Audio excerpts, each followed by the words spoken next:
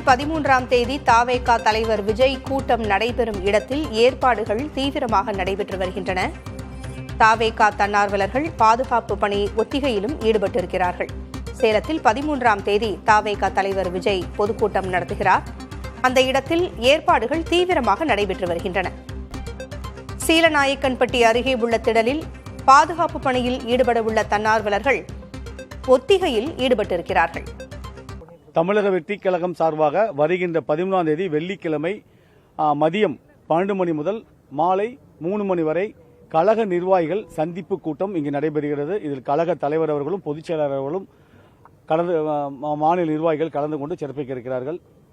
அதைத் தொடர்ந்து இன்று பார்த்தீங்களா, இந்த பாதுகாப்பு கருதி எங்கள் தமிழக வெற்றிக் கழகத்தைச் சேர்ந்த அனுபவமிக்க ஏற்கனவே பல நிகழ்ச்சிகளில் கழக தலைவருடனும் எங்கள் நிகழ்ச்சிகளிலும் கலந்து கொண்டு பாதுகாப்பு கொடுத்த தன்னார்வலர்கள் கிட்டத்தட்ட ஒரு 600 பேர் வந்தாங்க. அதில் 420 பேர் தேர்ந்தெடுத்து சிவக்குமார் ராணுவத்திலிருந்து ரிட்டையர்ட் ஆன அண்ணன் சிவக்குமார் ஜேஓசியா இருக்கிறாரு. அவர் வந்திருக்காரு. அவர் தலைமையில் எல்லாத்துக்கும் ட்ரைனிங் கொடுத்துட்டு பாதுகாப்பு ஒத்திகை, மலையில் எப்படி போய் நிற்கிறது, எப்படி பார்க்கணும், பின்னாடி மலை ஒன்று இருக்கு, அதில் யாராவது வரக்கூடாது, ரோட்டில் எப்படி கிராஸ் பண்ணாமல் வருகின்ற நிர்வாகிகளையும் பொதுமக்களுக்கும் பாதுகாப்பாக இருக்க வேண்டும், பாதசாரிகளுக்கும் வாகன ஓட்டிகளுக்கும் எந்த இடைஞ்சலும் வந்துடக்கூடாது, உள்ள என்ட்ரன்ஸில் எப்படி நிற்கிறது, யார் எப்படி இதுக்கு எல்லாத்தையுமே அனுமதிச்சுட்டு கொடுத்துருக்கோம். அடையாள அட்டை, அந்த அடையாள அட்டை இருப்பவர்கள் எந்த வழியாக வர வேண்டும், எப்படி வரும் என்ற பாதுகாப்பு ஒத்திகை இங்கே நடைபெற்றது. அவங்க எல்லாத்துக்குமே ட்ரைனிங் சிவகுமாரன் அவர்கள் அவர் கொடுத்துருக்காரு. மிலிட்டரியில் ஜேஓசியா இருந்திருக்காரு. அவர் தான் கொடுத்துட்டு இருக்காரு.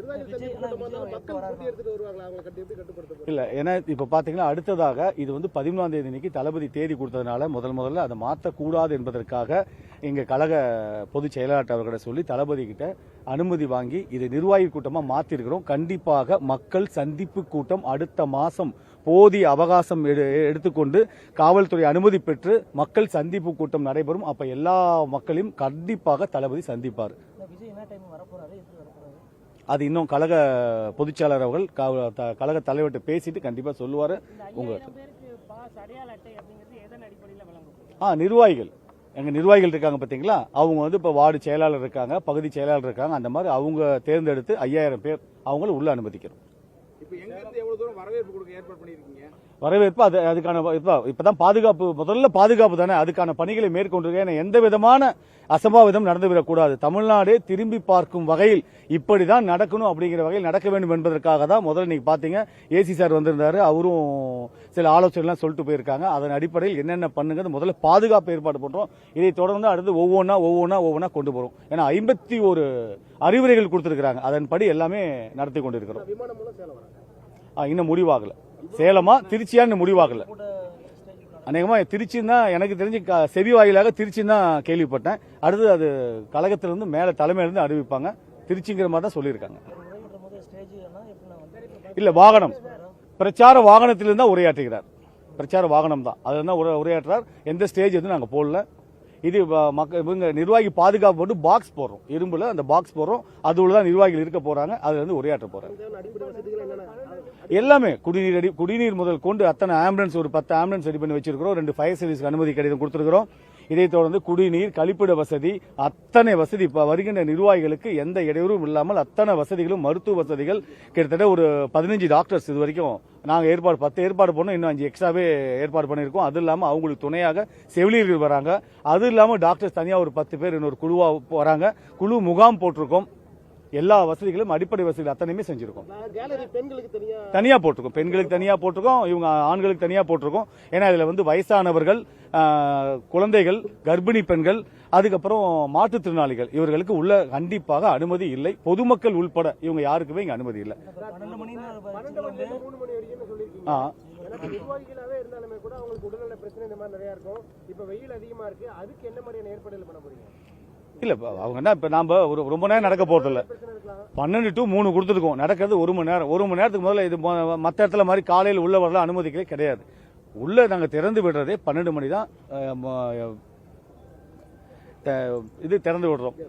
கேலரியில திறந்து விடுறதே நுழைவாயில் அனுமதிப்பதே 12 மணிக்கு தான் எங்க கழக நிர்வாகிகளை நுழைவாயில் அனுமதி கொடுப்பதே 12 மணிக்கு தான் காவல்துறை அனுமதிப்பாங்க. அதுல இருந்து உள்ள வந்தாங்களா ஒரு அரை மணி நேரத்தில் உள்ள வந்துருவாங்க, அவ்வளவுதான். அங்க நிக்க போறாங்க, உள்ள வர போறாங்க. அதுக்கப்புறம் நடக்க போறது 1 மணி நேரம் இங்க இருக்க போறாங்க, முடிய போகுது. இல்ல சர்வீஸ் ரோடு இவ்வளவு பெரிய சர்வீஸ், நீங்க வெளியே பாத்தீங்களா எவ்வளவு பெரிய சர்வீஸ் ரோடுக்கு பாத்தீங்களா? 2 4-வே ட்ராக் இருக்கு, அதை தாண்டி 100 அடி சர்வீஸ் ட்ராக் இருக்கு. அந்த சர்வீஸ் தான் நாங்க சர்வீஸ் ரோடு தான் பயன்படுத்த போகிறோம். அப்ப எந்தவித சாலை டிராபிக் ஜாம் ஆக போறதில்ல. ஏற்கனவே பார்த்துட்டோம் எந்த வழியா வர்றது, நம்ம நிர்வாகிகள் எந்த வழியா வருவாங்க எல்லாமே பார்த்துட்டோம். அதனால நீங்க நினைக்கிற மாதிரி டிராபிக் ஜாம் ஆகிறதுக்கு வாய்ப்பே இல்லை. எங்களோட நோக்கமும் அந்த மாதிரி நடக்க கூடாது என்பதற்காக என்னென்ன வழிகள் செய்யணுமோ அவனும் காவல்துறை ஒத்துழைப்போடு செஞ்சிருக்கோம். 4998 பேருக்குள்ளார தான் வரணும்னு காவல்துறை ஒரு விதிமுறை கொடுத்தாங்க. உங்க நிர்வாகிகளே கொஞ்சம் கூட 10,000 பேர் இருக்கிறதா தெரியுது. எந்தெந்த நிர்வாகிகளுக்கு மட்டும் இங்க அனுமதி கொடுத்துருக்காங்க? இல்ல சில ஒன்றிய மாவட்ட ஆமா சில தொகுதிகள் மட்டும் உள்ள அனுமதிக்கிறோம். இப்ப எந்தெந்த நிர்வாகிகள் என்ன பொறுப்புல இருக்கவங்களுக்கு மட்டும் அனுமதி? தலைமை பொறுப்பு இருக்கும்போது அனுமதிக்கிற மாதிரி ஏற்பாடு பண்ணிருக்கோம். அதுக்கப்புறம் அந்தந்த நகர ஒன்றிய நிர்வாகிகள் அவங்க முடிவு பண்ணிப்பாங்க. ஏன்னா ஏற்கனவே விட்டு கொடுக்க மனப்பான்மை எங்க தம்பிங்களுக்கு இருக்குங்க. உண்மையிலேயே உழைக்கிறான், எதையும் எதிர்பார்க்கல, தளபதிக்காக மட்டும்தான் உழைக்கிறான். நீங்க சொல்றீங்க வெயில் மல்லன்ட்டு, இதெல்லாம் பெருசு இல்லைங்க. இதுக்கு மேல வெயில நானே தளபதி பாதுகாப்புக்காக பெங்களூர் போயிருக்கேன், மதுரை போயிருக்கேன், திருச்சி போயிருக்கேன்.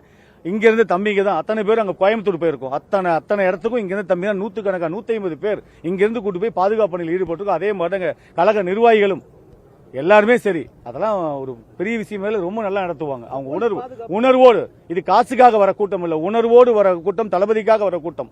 எங்களுக்கு மழை வெயில ஒரு பொருட்டே கிடையாது.